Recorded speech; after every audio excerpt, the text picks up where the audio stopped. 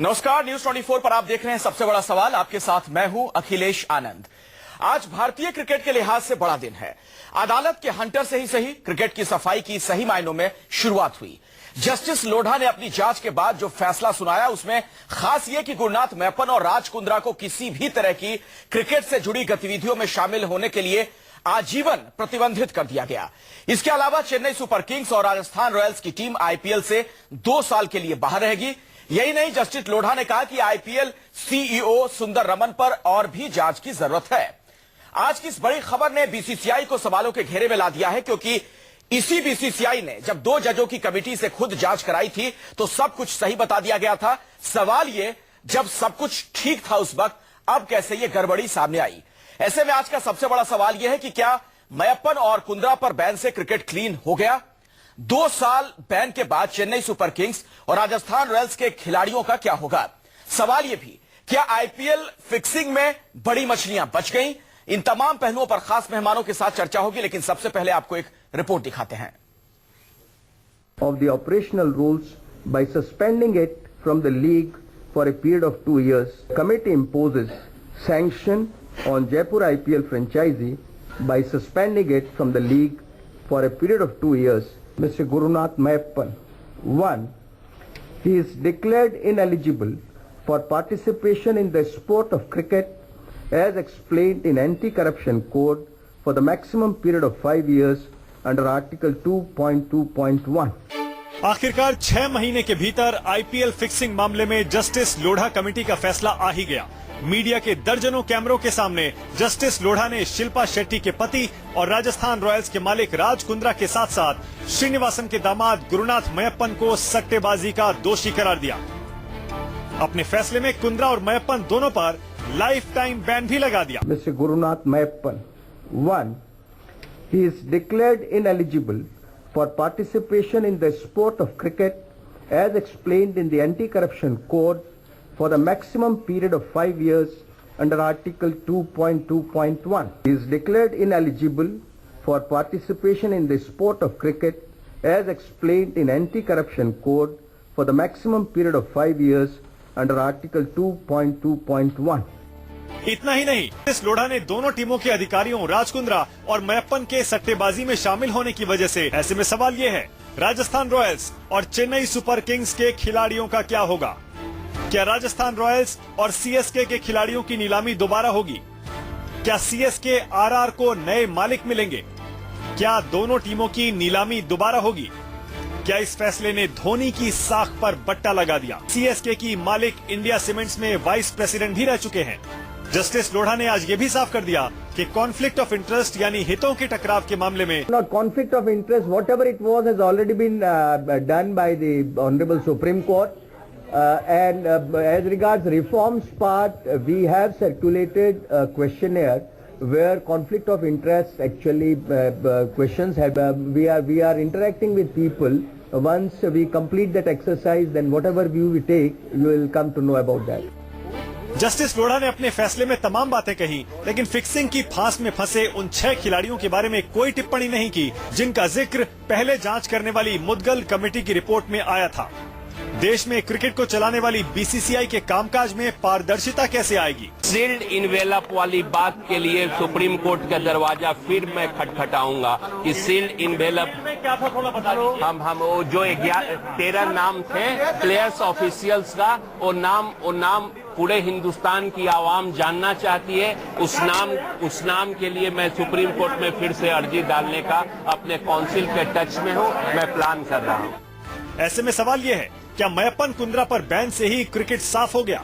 एक अहम सवाल ये भी, क्या आईपीएल फिक्सिंग में बड़ी मछलियां बच गईं? Bureau report, news 24। और जिस देश में क्रिकेट को धर्म की तरह पूजा जाता हो, वहां पर जाहिर तौर पर आज का ये फैसला जो है, इसके कई मायने मतलब निकाले जाएंगे। बातचीत करने के लिए आज न्यूज 24 पर मौजूद हैं खास मेहमान हमारे साथ, कई मेहमान हैं, खास पैनल है हमारे साथ, कई क्रिकेट एक्सपर्ट्स हैं। सबसे पहले अपने मेहमानों से मैं आपका तारुफ करवा दूं। मेरे साथ एएन शर्मा जी जुड़ रहे हैं, आप वीरेंद्र सहवाग के कोच रह चुके हैं। कुशान मेरे साथ स्टूडियो में मौजूद हैं, आप प्रेस ट्रस्ट ऑफ इंडिया से हैं, सीनियर जर्नलिस्ट हैं आप। चंद्रशेखर लूथरा मेरे साथ कुछ ही देर में जुड़ जाएंगे। आप सीनियर जर्नलिस्ट हैं।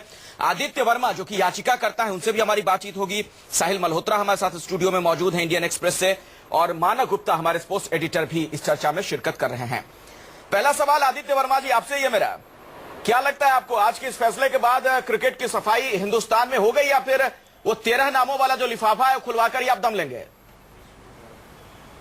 देखिए, सफाई हो गई इस पे तो मैं नहीं जाऊंगा, क्योंकि ये शुरुआत जरूर हुई है और सफाई जिनको करनी है अब उनकी जिम्मेवारी आन पड़ी है बीसीसीआई वालों लोगों की, क्योंकि आज सुप्रीम कोर्ट की गठित समिति ने जिन लोगों को मुजरिम करार किया है, हर फैसले डिलीवर के समय उन्होंने ये बात कहा है कि इन्होंने आईपीएल के साथ फ्रॉड किया, बीसीसीआई के साथ धोखाधड़ी की, इसलिए ये जुर्म किए हैं, तो इनको ये सजा मैं दे रहा हूं।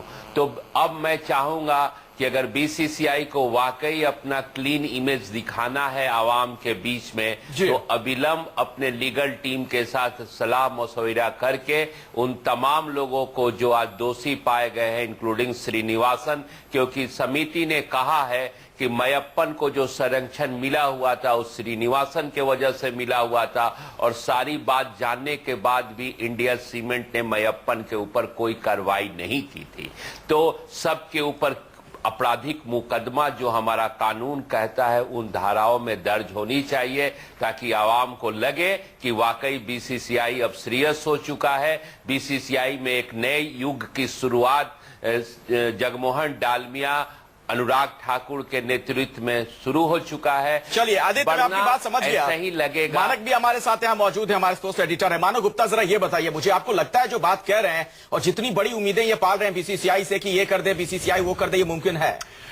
अखिलेश, जितने भी लोगों ने इस आईपीएल फिक्सिंग कांड को 2013 से लेकर अब तक फॉलो किया है, सारे के सारे इस बात पर सहमत होंगे कि सबसे ज्यादा जिम्मेदारी बीसीसीआई की बनती है। और बीसीसीआई में एक नाम बता दीजिए जिसको इसकी सजा भुगतनी पड़ी हो। राजकुंद्रा को आपने एक तरह से बलि का बकरा बना दिया, ठीक है, उन्होंने गलत काम किया, उसको सजा मिल गई। मैप्पन को आपने बलि का बकरा बना दिया, गलत किया, सजा मिल गई। लेकिन श्रीनिवासन इस समय आईसीसी के चेयरमैन क्यों है?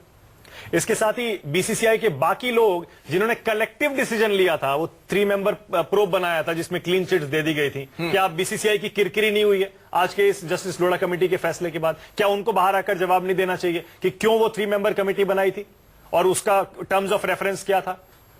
तो कुल मिलाकर ये है, ये बात आदित्य वर्मा सही कह रहे हैं, शुरुआत हो गई है सफाई अभियान की, लेकिन ऐसा लगता है सिर्फ शुरुआत है, और सिर्फ शुरुआत है अभी। यहां से आगे क्या देखते हैं आप कुशान? आपको लगता है कि भारतीय क्रिकेट में कुछ बदलता हुआ, कुछ बड़ा बदलाव आप देखेंगे? बदलाव एक दिन में नहीं आता है, बदलाव आने के लिए समय जरूरी है, लेकिन देर आए दुरुस्त आए। एक शुरुआत हुई है, जो मैं मानव कह रहे हैं वो मैं मानता हूं कि एक शुरुआत हुई है, लेकिन बहुत अभी आगे जाना बाकी है। मतलब ये सिर्फ एक शुरुआत है।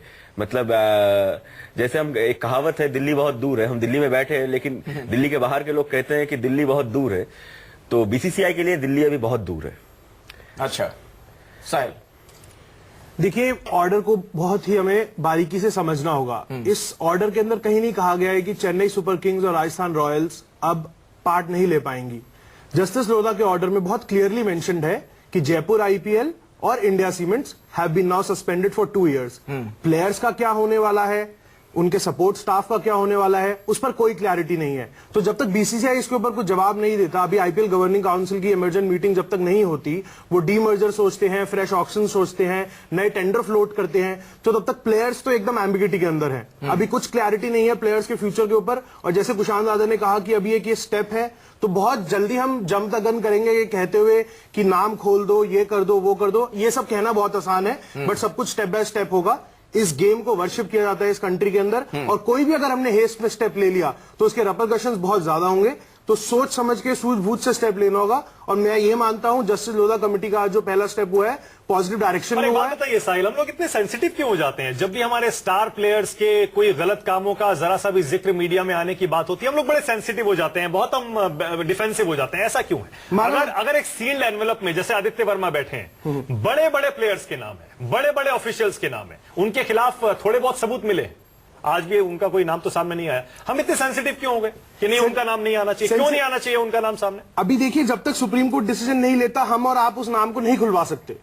आप उस नाम को खुलवाकर भी क्या हम हासिल नहीं कर- खुलवा सकते, लेकिन हमें बोलना चाहिए, आदित्य वर्मा का सपोर्ट करना चाहिए हमें इसमें, आदित्य कि वर्मा- ये सारे नाम सामने आने चाहिए, क्योंकि ये छोटे मोटे नाम नहीं है, ये बड़े नाम हैं जिनमें रेप्यूटेड प्लेयर्स हैं, पुराने प्लेयर्स हैं, अरबों रुपए कमा रहे हैं, और एक्सपीरियंस प्लेयर्स हैं, यंग प्लेयर्स भी नहीं है जिनको हम कह दें चलो जी ये बहक गए होंगे। लेकिन मानव, हमें ये भी देखना है कि अगर उच्च न्यायालय ने कुछ सोच के ये फैसला किया है कि वो नाम ना निकले, और यहाँ पे मैं साहिल की बात से भी एक बात आप लोगों को बताना चाहूंगा कि आईपीएल गवर्निंग काउंसिल 19 तारीख जुलाई को मुंबई में उनका एक इमरजेंट मीटिंग है जो होने वाला है, सूत्रों से खबर मिल रही है, मुंबई में होने वाला है, और जहां पे नेक्स्ट स्टेप क्या होगा वो लोग डिसीजन लेंगे, क्योंकि अब उनके जो लॉयर्स हैं उनको अभी पूरा रिपोर्ट पढ़ना पड़ेगा, और उसके बाद वो लोग एक डिसीजन पे पहुंच सकते हैं कि नेक्स्ट उनका स्टेप क्या होगा, जो रोड अहेड जो हम कहते हैं वो क्या होने वाला है।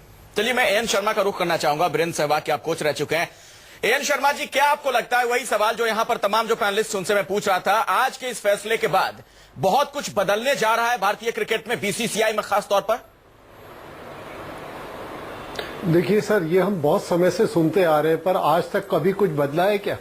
आप मेरी एक बात का जवाब दीजिए। इतने सारे प्लेयर्स हैं, सब पे नाम लगा है। सबसे पहली बात है, प्रॉब्लम ये होती है कि हम किसी इस चीज को प्रूव नहीं कर पाते। जहां थोड़ा बहुत प्रूव हो जाता है, छोटा मोटा एक्शन होकर रफा दफा हो जाती है। आज तक किसी एक्शन पे जो मैच फिक्सिंग या पैसे लेने के मामले में जिनका नाम आया है, उनको आज तक कभी सजा मिली है? ये भी आप साल 2 साल के बाद देखेंगे, हमारा आप इसे भूल जाएंगे और यहीं पे बात खत्म हो जाएगी। मेरे को नहीं लगता बीसीसीआई कुछ करने वाली है, बल्कि अपने प्लेयर्स को, अपने ऑफिशियल्स को डिफेंड करेगी। जब आपका उनका प्रेसिडेंट ही ऐसा कर रहा है तो दूसरा क्या करेंगे? नहीं, लेकिन एएन शर्मा जी, थोड़ा सा होपफुल इसलिए रहना चाहिए क्योंकि अब तो जो पूरी की पूरी बॉल है वो जस्टिस लोढ़ा कमेटी के पाले में, और उन्होंने आज ये साफ कर दिया है कि अभी तो हमने सिर्फ एक लिमिटेड फैसला सुनाया है, अभी हम रिफॉर्म्स के बारे में भी आगे बताएंगे, बीसीसीआई की वर्किंग आगे कैसे होगी, कॉन्फ्लिक्ट ऑफ इंटरेस्ट आगे कैसे अवॉइड किया जाएगा, इस तरह के स्पोर्टिंग फ्रॉड आगे कैसे रोके जाएंगे, ट्रांसपेरेंसी कैसे आएगी, ये सारे के सारे रिफॉर्म्स अगर जस्टिस लोढ़ा कमेटी बताएगी तो फिर तो बीसीसीआई को मानना पड़ेगा। नहीं, लोढ़ा कमेटी बैठाएगी, बीसीसीआई अपनी कमेटी बैठा के उसको रिफॉर्म कर देगी, बात वहीं की वहीं आ जाएगी। जी, पहले भी तो ऐसा ही हुआ है। आप ये एक बात बताइए कि इस प्लेयर को हमने पेनलाइज किया था लाइफ के लिए, बाद में उसका विड्रॉल ले लिया, बाद में वो एमपी बन गए, कुछ बन गए। ये तो एक तरह का चलता आ रहा है, इसको हमारा बहुत मुश्किल है इसको रोकने के लिए। नहीं, मुश्किल यहाँ पे ये भी है कि किसी जमाने में अजय शर्मा को भी बैन किया गया था। दिल्ली के क्रिकेटर थे, इंडिया के लिए भी खेले हैं, रणजी के लेजेंड माने जाते थे, लेकिन 6-7 महीने पहले दिल्ली के लोअर कोर्ट से करीबन 15 साल के लीगल फाइट के बाद, आईनी मतलब कानूनी कार्रवाई करने के बाद वो फिर से वापस आ गए हैं। उन्हें बोला गया है कि वो दोषी नहीं पाए गए हैं और अब वो कोचिंग भी कर सकते हैं। और जितना खबर मिल रही है कि एक मास्टर्स चैंपियंस लीग होने वाला है दुबई में, जो पुराने खिलाड़ी खेलने वाले हैं, उनमें अजय शर्मा, मनोज प्रभाकर ये लोग खेलने भी वाले हैं। तो अगर कोई कोर्ट का दरवाजा खटखटाए और उसके बाद वहां से उसे कोई जस्टिस मिले, तो आप उसे कैसे क्वेश्चन कर सकते हैं? सही बात, मतलब ये जगह भी है। नहीं, लेकिन कीर्ति आजाद कुछ और इशारा कर रहे हैं, मुझे लगता है। आज आप उसको नहीं, आज आप उसको करप्ट बता रहे हो, सब कुछ है, कल वो कोर्ट से या कहीं से फिर अपने आप को वो फ्री हो जाएगा, उसके एलिगेशंस खत्म हो जाएंगे। नहीं, लेकिन बीसीसीआई की क्या भूमिका हो जब इस तरह के आरोप लगते हैं? एएन शर्मा जी, कीर्ति आजाद ने क्या कहा है, जरा सुनवाते हैं अपने दर्शकों को, चूंकि एक बहुत ही महत्वपूर्ण बात वो कह रहे हैं। उनका यह कहना है कि ऐसा क्या हुआ कि जब बीसीसीआई की तरफ से जजों की कमेटी बनाई जाती है, उसकी फाइंडिंग कुछ और रहती है और आज जो फैसला आया बिल्कुल उससे उलट। सुनिए जरा कीर्ति आजाद को, उसके बाद चर्चा को आगे बढ़ाते हैं। बीसीसीआई है जिसने 2 पहले जज रखे थे और इसके बिल्कुल विपरीत निर्णय देकर कहा था कि किसी ने कोई गलती नहीं की है। तो यहां पर बहुत सारी ऐसी गड़बड़ियां हैं जो बीसीसीआई में से निकलनी चाहिए। तो केवल नाम मात्र है, ये तो अभी आप राई निकाला है पहाड़ में से आपने, तो अभी तो बहुत सारी चीजें सामने आएंगी। आदित्य वर्मा जी, क्या ये माने कि वाकई पहाड़ में से अभी राय ही निकाल पाए हैं ये लोग? देखिए, मैं सारे लोगों की बात को सुन रहा हूं, लेकिन आप ये भी मत भूलिए कि हमारा देश का सर्वोच्च न्यायालय ने अब बीसीसीआई को ऑटोनोमस बॉडी से नकार दिया है, उसको पब्लिक बॉडी मान लिया है और उसने क्लियर कट अपने ऑर्डर में कहा है कि तुम हिंदुस्तान के परमिशन से, भारत सरकार के परमिशन से इंडिया का टीम बनाते हो, तुम स्पोर्ट्स मिनिस्ट्री को बड़े बड़े अवार्ड्स के लिए क्रिकेटर्स का नाम रिकमेंड करते हो, तो ये कह के तुम स्कॉट फ्री नहीं हो सकते हो कि तुम ऑटोनोमस बॉडी हो, तुम कुछ भी कर सकते हो। आज से मैं हर उस सिविलियन को, हर उस सिटीजन्स को ये अधिकार दे रहा हूं कि जो तुमसे एग्रीव्ड है वो तुम्हारे खिलाफ किसी भी फोरम में जा सकते हैं, तुम्हारे खिलाफ रिट भी लागू हो सकता है। तो पहले क्या था, लेकिन जब देश का सर्वोच्च न्यायालय ठान लिया है कि क्रिकेट को जेंटलमैन गेम बनाना है, तो अब हमको सुप्रीम कोर्ट को देखना है, ना कि हम बातें बहुत करते हैं, लेकिन मेन है कि क्या सुप्रीम कोर्ट के इस दावे को बीसीसीआई कहां तक सपोर्ट करती है, वो देखना लाजमी है।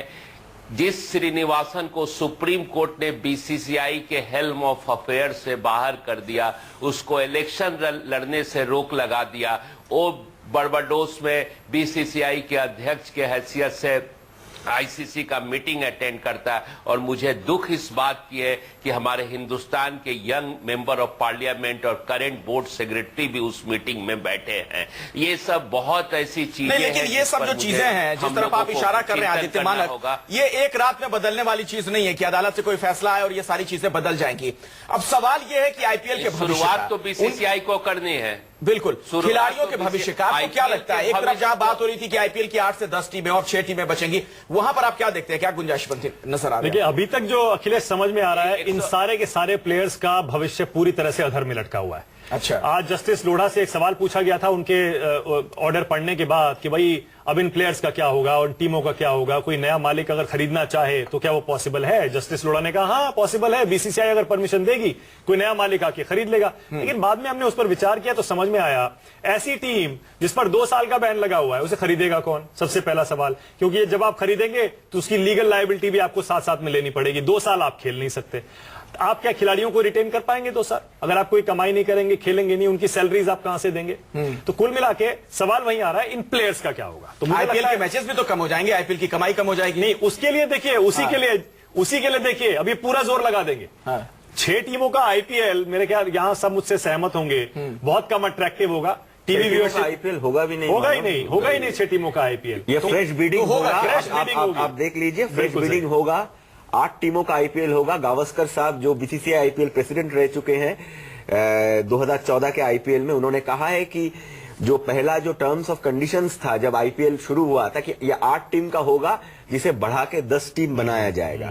तो ये तो 8 टीम का होगा। अभी भी 8 महीना समय है बीसीसीआई के पास और काफी सारे कॉर्पोरेट्स अभी भी है। जिंदल तो आरसीबी खरीदना चाहते हैं, अभी खबरों में आ रही थी। तो काफी और भी सारे कॉर्पोरेट्स होंगे जो इंटरेस्टेड होंगे, इंटरेस्टेड पार्टीज। तो बीसीसीआई शायद एक फ्रेश बिडिंग करेगा। तो उसमें नहीं, वही सवाल है ना, सवाल वही है कि इन प्लेयर्स का क्या होगा? ये जो 45, 50, 60 प्लेयर है, ऑक्शन पूल में जाएंगे। जब जाएंगे तब जाएंगे, लेकिन फिलहाल 2-4 महीने इन लोगों के लिए कितने मुश्किल होंगे? आप खुद सोचिए। मुश्किल होगा मेरे ख्याल से जो प्रथम श्रेणी के क्रिकेटर हैं, फर्स्ट क्लास डोमेस्टिक क्रिकेटर्स, उनके लिए होगा।